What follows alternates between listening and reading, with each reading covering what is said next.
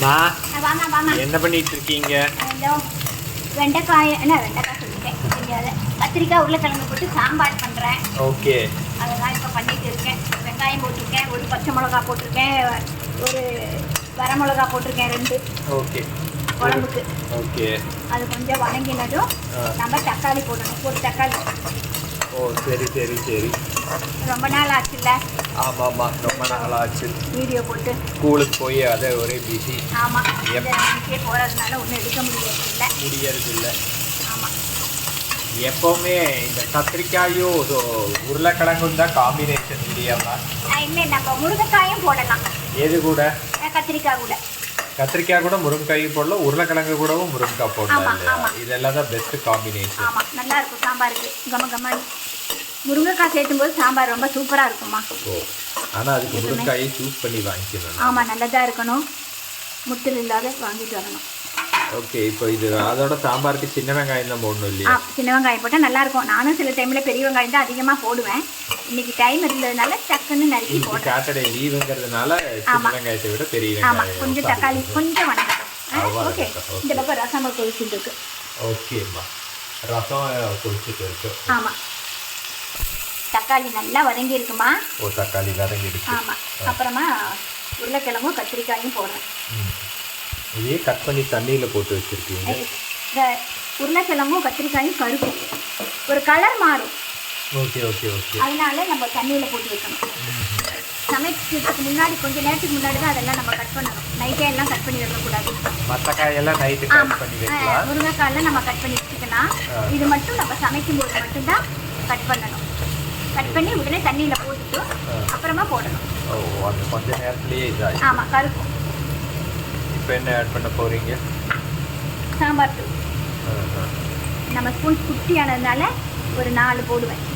Okay, 3 பேத்துக்கு 4. ஆமாம்,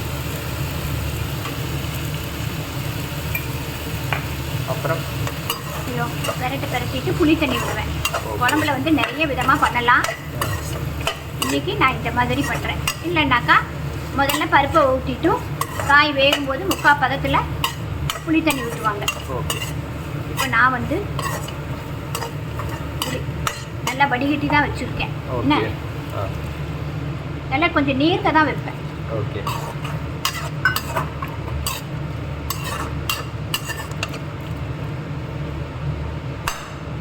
அப்புறமா கொஞ்சம்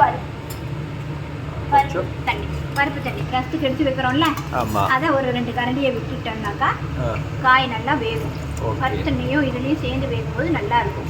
புளி உங்களுக்கு அதிகமாக போயிடுச்சுன்னு தோணுனா நாம் சின்னதாக ஒரு வெள்ளை கட்டி போட்டுக்கலாம். ஓகே, புளியோ அந்த புளிப்பு தன்மையோடைய இது குறையும். ஆமாம், இப்போ இது வேகணும். சரியா? வேகட்டும்.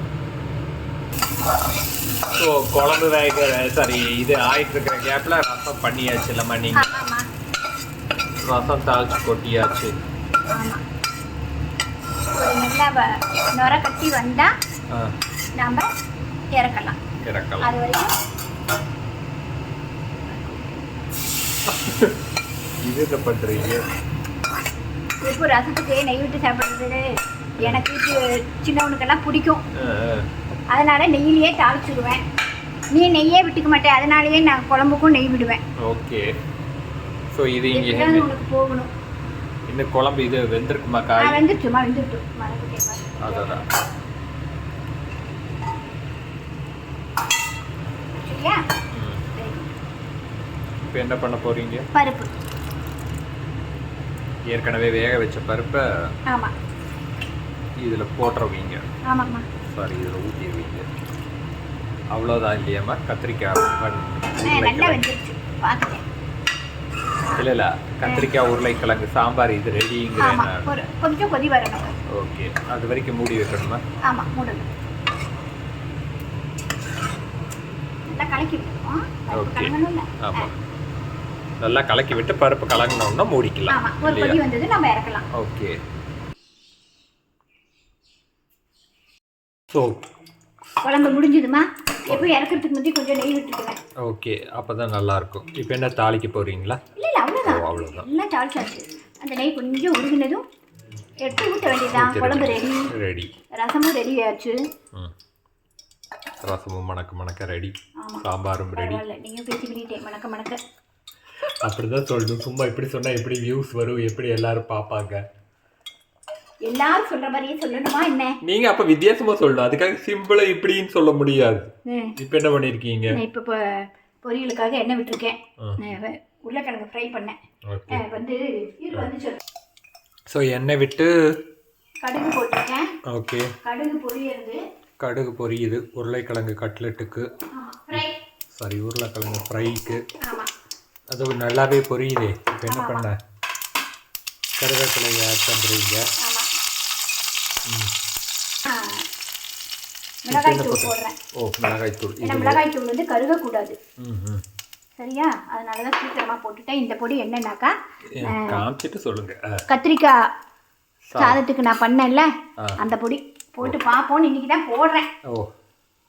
இந்த கத்திரிக்காய் சாதத்துக்கு இந்த பொடி எப்படி பண்ணீங்க? அது அப்புறமா சொல்லட்டுமா? பண்ண போட்டேன்னாக்கா எனக்கு கன்ஃபியூஸ் ஆயிடும். இப்போ பெருங்காயம் போடுறீங்க. ஆமாம். ஏற்கனவே உருளைக்கிழங்கு வேகும் போது உப்பு போட்டுட்டேன். அதனால கொஞ்சமாக போடுறேன். ஓகே. இந்த இதுக்கு மட்டும். அப்புறமா இதை போட்டுருணும். ஓகே. நல்லா. ஆமாம். இது மற்ற உருளைக்கிழங்கு இது மாதிரி இல்லை. இதுக்கு இந்த கத்திரிக்காய் சாதத்துக்கு பண்ண பொடியை போட்டு நம்ம எப்படி இருக்கு பார்க்கலான்னு பார்க்குறேன். அவ்வளோதான். மோஸ்ட்லி நல்லா இருக்கும். சூப்பராக தான் இருக்கும். கத்திரிக்காய் சாதத்துக்கு என்ன போட்டேன்னாக்கா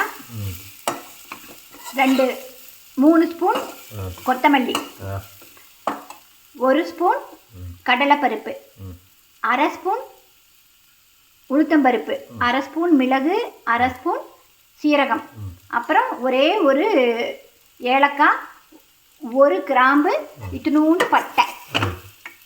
இது அப்புறமா இதெல்லாம் நல்லா ட்ரையாக வறுத்துக்கணும்.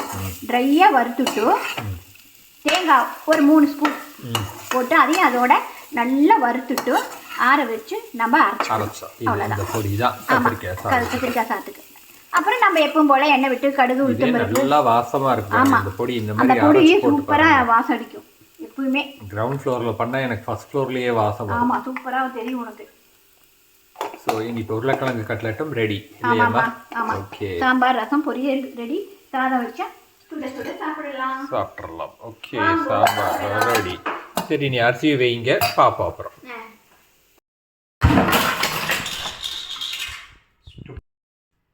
ஸோ சமையல் முடிஞ்சது இல்லையாம்மா? என்ன ஃபைனலாக? சாதம், அப்புறம் உருளைக்கிழங்கு, கத்திரிக்காய் உருளைக்கிழங்கு சாம்பார், ரசம், தயிர், அதுக்கப்புறம் உருளைக்கிழங்கு ஃப்ரை பண்ணியிருக்கேன். ஓகே. சாப்பிட்டதும் சாப்பிட ஸ்வீட். இதுதான் இன்னைக்கு நம்ம வீட்டு லஞ்ச்.